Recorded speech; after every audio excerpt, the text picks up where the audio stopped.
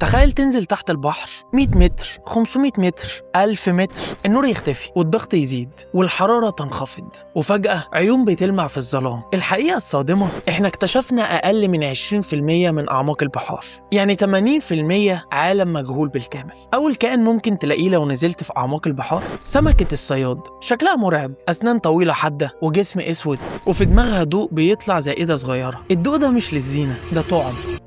في ظلام دامس أي كائن يشوف الضوء ده يفتكره إنه أكل، يقرب وفي أقل من ثانية يتحول لوجبة. المخيف أكتر بقى، الأنثى أكبر بكتير من الذكر، والذكر أحياناً بيلتصق بيها طول حياته، كأننا قدام فيلم من الرعب. لكن ده حقيقي 100%. تخيل كائن طوله يوصل ل 13 متر، عينه أكبر من طبق الأكل. الحبار العملاق سنين طويلة كان مجرد أسطورة بحارة، لحد ما العلماء صوروه فعلا بيعيش في أعماق أكتر من 1000 متر، وبيعتمد على مفاجأة فريسته بمخالب عليها ممصات بأسنان صغيرة، وفي معارك موثقة بينه وبين حوت العنبر. يعني تحتنا بتحصل معارك عملاقة وإحنا مش شايفين. في كائن تاني نصه شفاف وتقدر تشوف أعضائه الداخلية. طب ليه شفاف؟ عشان ما يبانش في الظلام. التخفي في الأعماق مش رفاهية، ده أسلوب حياة. وفي أنواع أخطبوط تقدر تغير لونها حتى في الظلام باستخدام خلايا خاصة في جلدها، كأنك قدام كائن فضائي. طيب أكبر أنياب نسبة لحجم الجسم في عالم البحار إيه؟ شكلها مرعب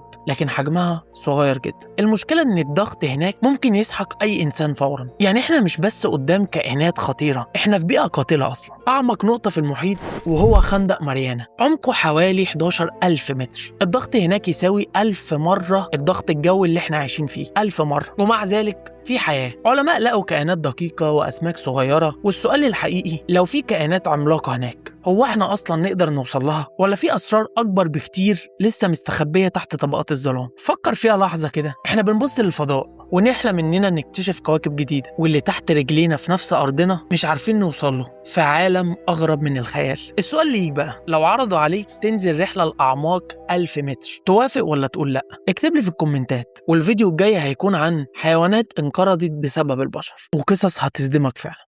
أشوفكم الفيديو الجاي.